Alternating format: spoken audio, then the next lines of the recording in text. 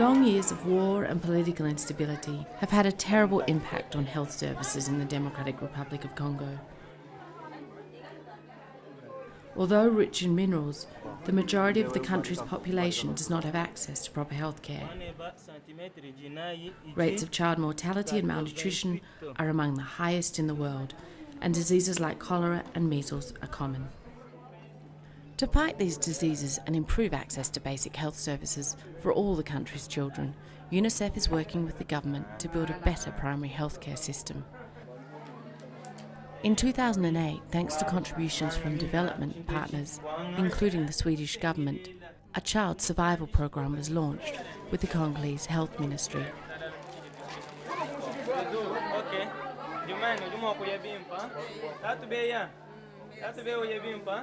With this project, we have had means to help the provinces organize their monitoring committees, always in collaboration with their partners, so that they can properly plan, monitor and supervise their activities done in the different health zones.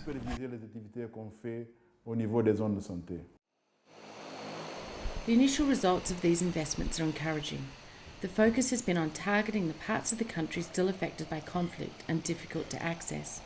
Goma, the main city of North Kivu province, serves as a regional hub for non-government organisations and United Nations agencies, which work to support the government's reconstruction efforts. UNICEF is a critical partner in helping to build an effective health system. In this region, much of the logistical support comes from UNICEF's office in Goma, who helps to make sure that all the clinics are stocked with the medicines they need. UNICEF has become the first partner and provider of medical equipment and products, vaccines for all health zones.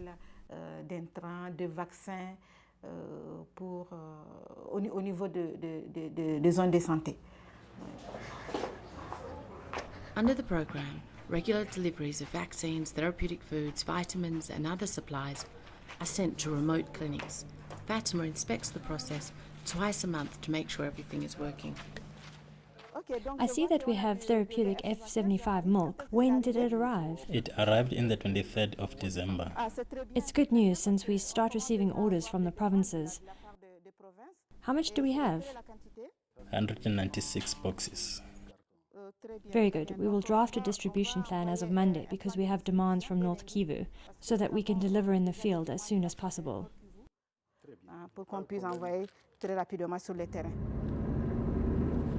Dealing with multiple emergencies, Fatima's main concern is to deliver on time and make sure health clinics are stocked.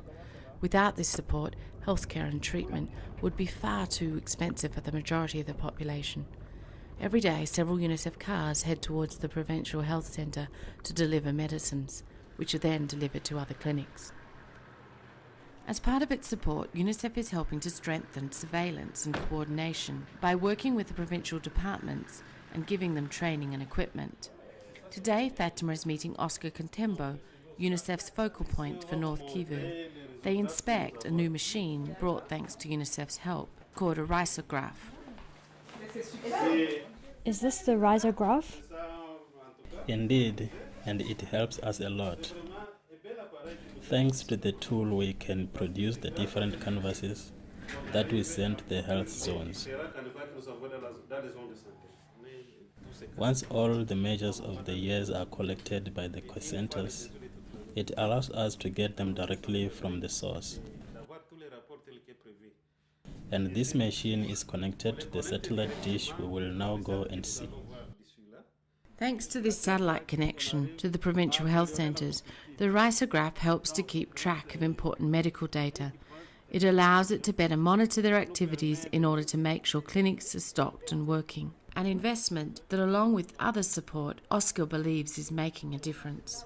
UNICEF is a real partner of development, which is quite valuable in comparison with other partners which only come here for punctual aspects. They must now realize that it is worth coming and planning with us from basis, field, instead of coming with preconceived projects for such and such aspects. Today, Oscar is on a supervision visit to Varung Health Centre in Goma. He uses a motorbike provided by the program. He meets with Pauline Nyanzira, the certified nurse in charge of the community health centre, founded by the Baptist Church. Okay, bonjour. On his agenda, tour of activities, monitoring of results, and supply checkup.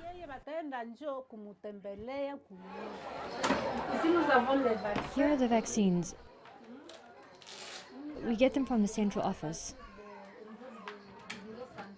Okay. Here are the vaccines and here is the syringe. The material is ready to be used. We can now start with the vaccine activities. Okay, it's a good thing. But if you get the lack of vaccines during the session, what do you do? We are not far from the office. We can always run and get some from there. Being at the end of our mission, we are quite satisfied with the way preschool consultation is organized. In the future, in order to further improve the process, we will send you graphics. You will insert these data on the graphics, on curves, and display them on the wall. It will be easier for you to spot where things go wrong. But all this is already quite good. We can see it's the result of the work of the whole team. Well done and thank you. Thanks to you. Thanks to UNICEF support, the Varaga Health Centre now offers free preschool consultation twice a month. This explains the large number of mothers who have come this morning with their young children. Geared to receive 40 children, the centre usually treats twice as many. Mothers and children crowd under the open shelter built for consultations. They put their nicest dresses on for this well-appreciated outing. Babies are weighed, measured, and vaccine and vitamin supplements are given. Basic hygiene and nutrition classes are also carried out by Pauline and her team.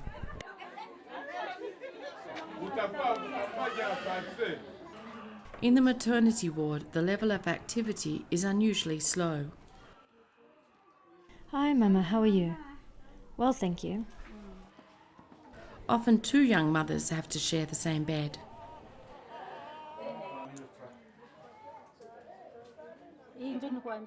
This is the first vaccine, the vaccine against polio.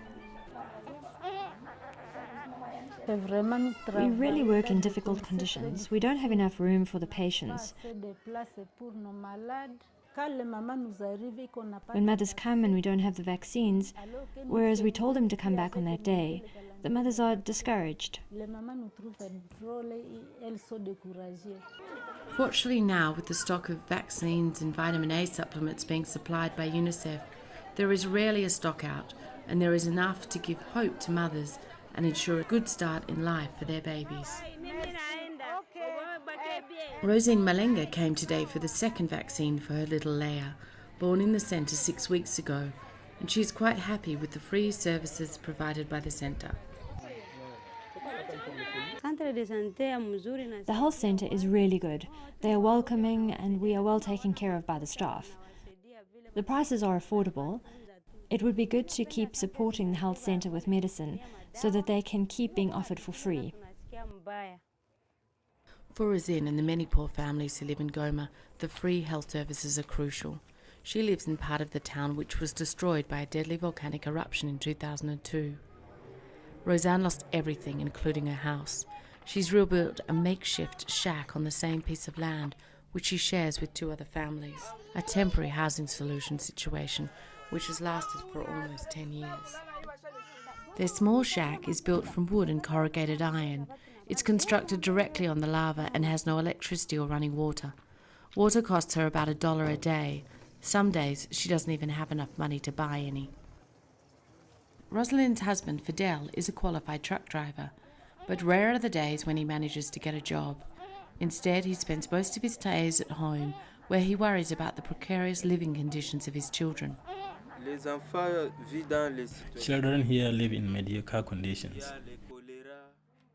There's cholera, flu, there are lots of diseases. The kids want to play, but where can they play? There are stones, lots of smoke in Goma. These conditions are not good for our children.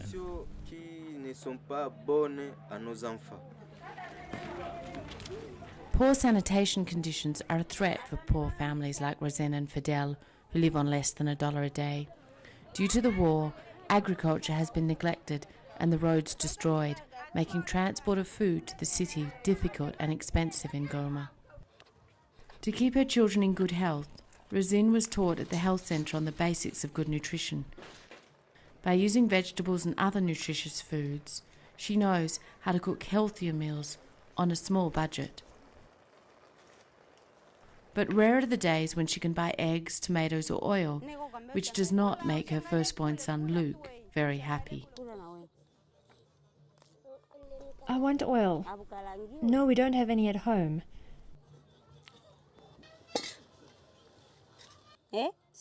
Tell me, what would you like to eat? Beans and rice. I hope my kids will one day be in good health, and I wish we could afford to send them to school so that they can get educated and have a better life. Just as Rosin hopes for a better life for her children, her son Luke dreams, like many little boys, of becoming a famous soccer player. The Child Survival Program, which is now reaching 1 in 5 children in the DRC, has helped them to stay healthy and make it possible for them to dream of a better future.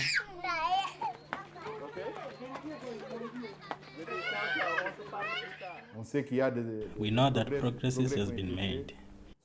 If we continue to work in this direction with such a flexible project, which allows us to operate in all the health zones in order to revitalize them, also helping to respond to emergencies in the east part of the country, as well as in all regions which are theoretically at peace. All this is very important, and we need resources to carry on with this work.